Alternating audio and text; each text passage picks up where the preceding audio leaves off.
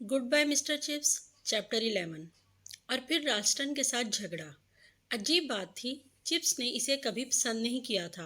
वो लायक बेरहम तरक्की का ख्वाह था, मगर हर सूरत ज़्यादा चाहे जाने के लायक नहीं था।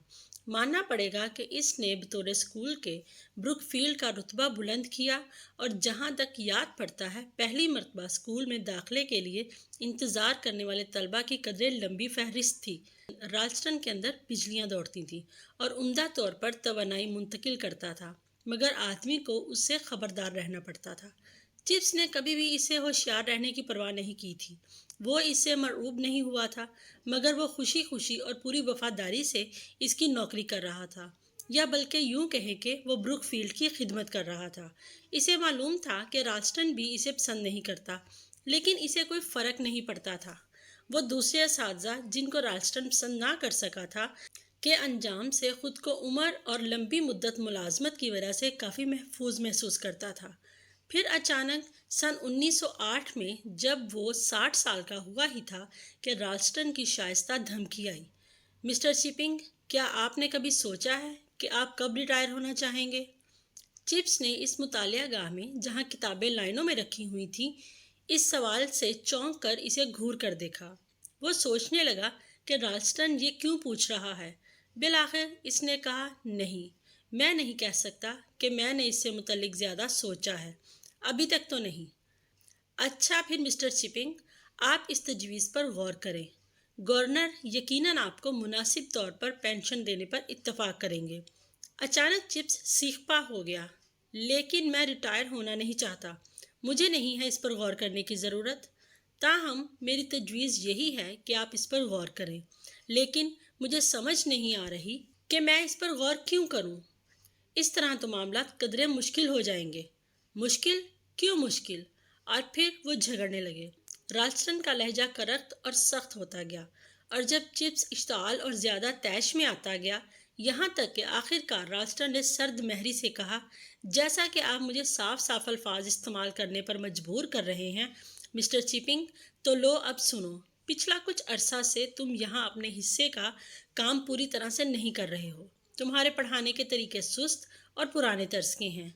आपकी ज़ाती आदात बेसलीका है, और तुम एक ऐसे अंदाज से मेरी हदायत को नज़रअंदाज करते हो कि अगर वो अंदाज किसी नौजवान शख्स का होता तो मैं इसे वाजिया हुक्मदुली समझता। ऐसा नहीं चलेगा मिस्टर चिपिंग, और आप इसे मेरा तहम्मुल समझें कि मैंने इसे इतने अरसे तक बर्दाश्त किया है।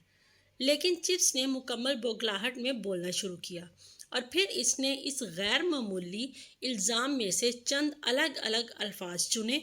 बेसलीका? आपने कहा? जी हाँ, इस चूहे की तरफ देखें जो आपने पहना हुआ है। मुझे ये भी मालूम हुआ है कि आपका ये चूहा पूरे स्कूल में तफरीह तबाह का एक मुसलसल मौजू बना हुआ है। चिप्स ये भी जानता था, लेकिन इसे ये बात कभी भी ज़्यादा काबिल अफसोस न लगी थी। चिप्स ने बात जारी रखी, और आपने हुक्मदुल्ली के बारे में भी कुछ फरमाया है? नहीं, मैंने नहीं कहा। मैंने कहा था कि अगर मेरी हदायत के बारे में ये रवैया किसी नौजवान का होता तो मैं उसे हुक्मदुल्ली समझता। जहाँ तक तुम्हारा मामला है तो गालिबन काहली और हठ धर्मी की आमेजिश है। मिसाल के तौर पर लातीनी ज़ुबान के तलफ़ुज़ का मसला ही ले लीजिए। मिसाल के तौर पर मेरा ख्याल है कि मैंने आपको सालों पहले बताया था कि मैं पूरे स्कूल में तलफ़ुज़ के नए तर्ज का इस्तेमाल चाहता हूँ।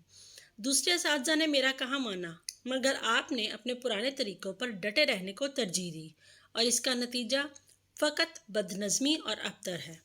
बिलाखिर चिप्स के हाथ कोई ठोस चीज़ लगी जिससे वो निपट सकता था। ओह अच्छा, तो ये बात है, इसने हकारत से जवाब दिया।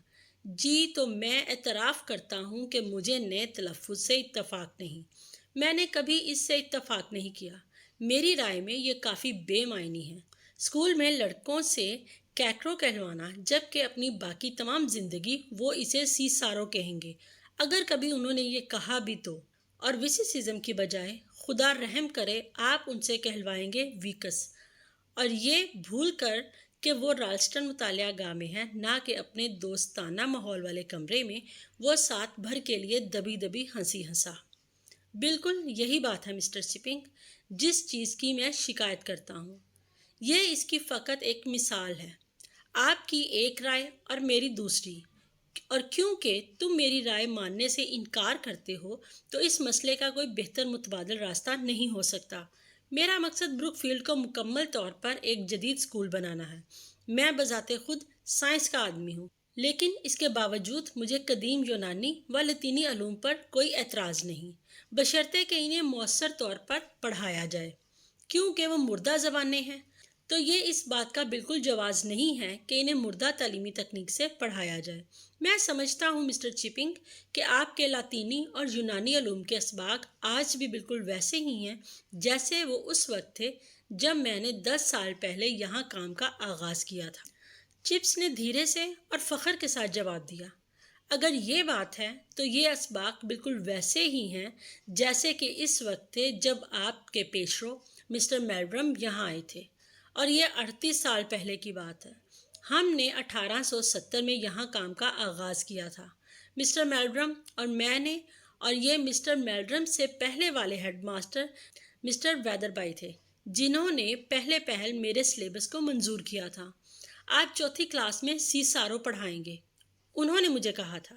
انہوں نے بھی سیسارو کہا تھا، کیکرو نہیں۔ بہت دلچسپ مسٹر چپنگ، لیکن ایک مرتبہ پھر یہ بات میرے نقطہ نظر کو ثابت کرتی ہے، آپ بہت پیچھے ماضی میں رہتے ہیں، حال اور مستقبل میں بالکل نہیں رہتے۔ زمانہ بدل رہا ہے، آپ اسے سمجھیں یا نہ سمجھیں۔ دور جدید کے والدین اپنی 3 سال کی اسکول فیسوں کے بدلے میں ایسی زبانوں کے چند ٹکڑے جنہیں کوئی نہیں بولتا سے زیادہ کچھ مانگنے لگے ہیں۔ علاوہ ازیں آپ کے لڑکے حتیٰ کہ وہ کچھ بھی نہیں سیکھ پاتے جن کی ان سے توقع کی جاتی ہے۔ ان میں سے کسی نے بھی پچھلے سال لوور سرٹیفکیٹ پاس نہیں کیا تھا، اور اچانک خیالات کے ایک دھارے میں جو اتنا پرزور تھا کہ الفاظ میں ڈھالا نہیں جا سکتا تھا، چپس نے دل ہی دل میں جواب دیا، یہ امتحانات اور سرٹیفکیٹ اور اس قسم کی دوسری چیزیں، ان کی کیا اہمیت ہے؟ اور یہ سب نظم اور جدت، ان کی بھی کیا اہمیت ہے؟ رالسٹن بروک فیلڈ کو ایک فیکٹری کی طرح چلانے کی کوشش کر رہا تھا، ایک ایسی فیکٹری جو دولت اور مشینوں پر مبنی ایک خود پسند ثقافت کو جنم دے۔ وسیع و عریض رقبے پر پھیلی ہوئی خاندانی قدیم شرفا روایات بدل رہی تھیں، کیونکہ بلا شبہ انہیں تبدیل ہونا تھا۔ ان روایات کو وسعت دے کر ایک ایسی حقیقی جامعہ جمہوریہ تشکیل دینے کی بجائے جس میں روئسا سے لے کر خاکروب تک کے لوگ شامل ہوں، رالسٹن انہیں ایک بڑے بینک اکاؤنٹ کے واحد معاملے تک محدود کر رہا تھا۔ اس سے پہلے بروک فیلڈ میں اتنے زیادہ امراء کے لڑکے کبھی نہیں رہے تھے۔ بروک فیلڈ میں تقریری مقابلے کے دن گارڈن پارٹی اسکورٹ کی مانند تھی۔ رالسٹن ان امراء سے لندن کے کلبوں میں ملا اور انہیں قائل کیا کہ بروک فیلڈ ترقی کی راہ پر گامزن ایک اسکول ہے، اور کیونکہ وہ ہیرو یا ایٹن میں اپنے بیٹوں کو داخلہ دلوانے کی استطاعت نہیں رکھتے تھے، وہ لالچ کرتے ہوئے اس جھانسے میں آ گئے۔ ان میں سے کچھ ناپسندیدہ لوگ تھے، اگرچہ دوسرے کافی شائستہ لوگ تھے، ماہرین مالکیات، کمپنیوں کو ترقی دینے والے، گولیاں بنانے والے۔ ان میں سے ایک شخص تو ہر ہفتے اپنے بیٹے کو 5 پاؤنڈ جیب خرچ دیتا تھا۔ کچھ ناشائستہ لوگ تھے، کچھ خودنما تھے۔ موجودہ دور کے تمام پرشور گلی سڑی بالیدگی اکٹھی ہو گئی تھی۔ تناسب کا عدم احساس تھا، اور باقی تمام چیزوں سے اہم یہ تناسب کا احساس تھا جو بروک فیلڈ کو سکھانا چاہیے تھا۔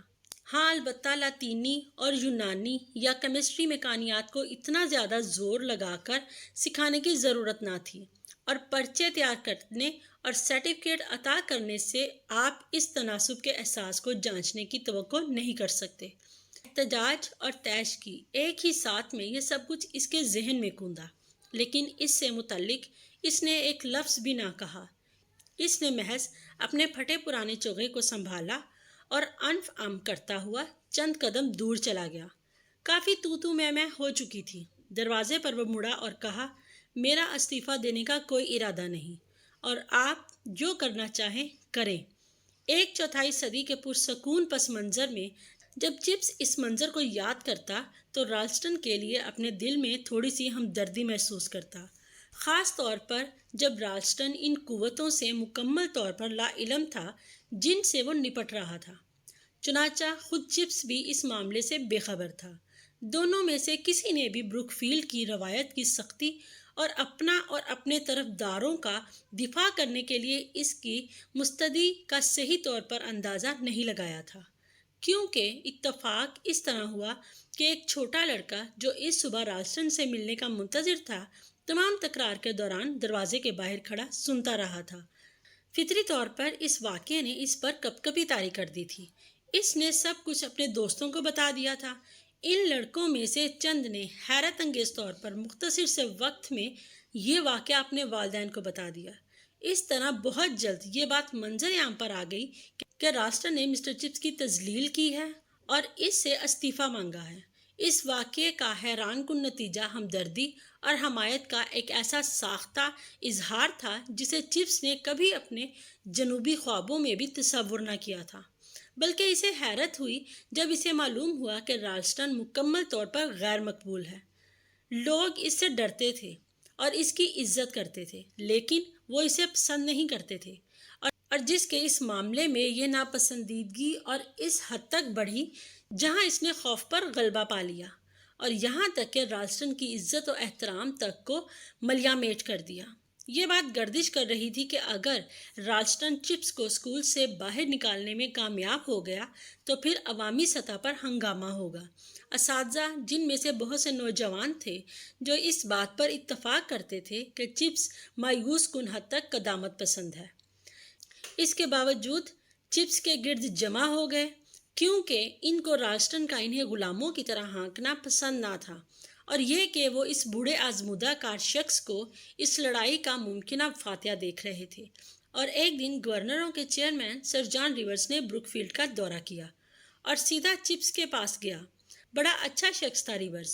چپس مسز وکٹ کو درجنوں مرتبہ واقعہ سناتے ہوئے کہتا، وہ کلاس میں ایک بہت ذہین لڑکا نہیں تھا۔ مجھے یاد ہے وہ کبھی فیلوں پر عبور حاصل نہ کر سکا تھا، اور اب میں اخبارات میں دیکھتا ہوں کہ انہوں نے اسے نواب بنا دیا ہے۔ یہ بات واضح کرتی ہے کہ وہ کتنا بڑا آدمی ہے۔ سن 1908 میں اس صبح چپس کو بازو سے تھامے کرکٹ کے ویران میدان میں بچوں کے آس پاس چلتے ہوئے سر جان نے اسے کہا تھا، چپس بوڑھے لڑکے، میں نے سنا ہے کہ رالسٹن کے ساتھ آپ کی سخت جھڑپ ہو چکی ہے۔ مجھے یہ سن کر رنج ہوا تمہاری خاطر، لیکن میں چاہتا ہوں کہ تمہیں یہ خبر ہونی چاہیے کہ تمام گورنرز تمہارے ساتھ ہیں۔ ہم اس شخص کو زیادہ پسند نہیں کرتے، بہت چالاک ہے، اور تمام کچھ یہی ہے کہ وہ کچھ زیادہ ہی چالاک ہے۔ اگر آپ مجھ سے پوچھیں، دعویٰ کرتا ہوں کہ اس نے اسٹاک ایکسچینج والوں کو بیوقوف بنا کر اسکول کے عطیاتی فنڈ کو 2 گنا کر دیا ہے۔ شاید اس نے ایسا کیا ہے، مگر ایسے شخص کی نگرانی ضروری ہے۔ چنانچہ اگر وہ آپ سے اپنے اختیارات کے استعمال میں مناسبت کی حدود کو عبور کرتا ہے تو آپ اسے شائستگی سے کہہ دیں کہ وہ بھاڑ میں جائے۔ گورنر نہیں چاہتے کہ آپ استعفیٰ دیں۔